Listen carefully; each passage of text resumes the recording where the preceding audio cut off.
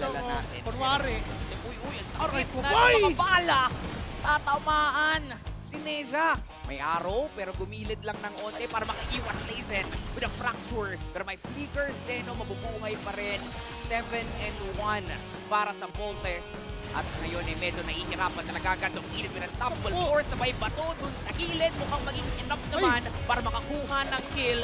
Lazen trying to get another one. Unfortunately, Ako nakapag-usap ng ganong katagal. numbers daw nila, parang anime talaga yung mga galawan. Nasipa si Onyokis, flicker out. Freaker! Mula lang din kay Marks, focus na defense hanggang sa Aray pero ko po! doon sa gilid, si Franz ay sumasayaw pa sila. Kulang ng isa hanggang sa Edith. Mukhang bolt in na talaga para sa TNT. Ay, teka, kumonsil pa talaga harap-harapan. Akala mo hindi kita. Pero yun, okay. Sumubok lang na mag-end push na. Pero ang sakit ng mga bala na nagmumula kay Ganso.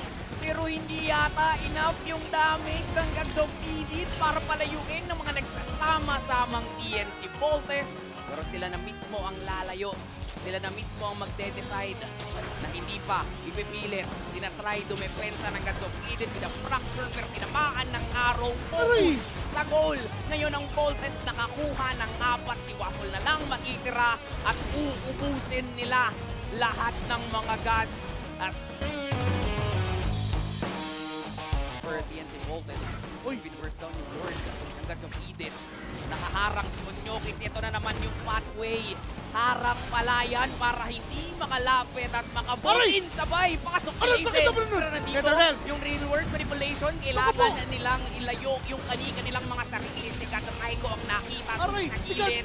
Mapapatay siya ni Deku at ngayon tuloy lang sa pagpatay. Ang dalawang kupunan, kailangan yata umuwi ni Nesha. Papasok dun sa 4 na miyembrong inayabang pumatay ng isa. Pero si Waffle, si Lazen, okay lang yan para sa kanya. Ay, iba yata yung plano. Iba yung plano ng dalawa.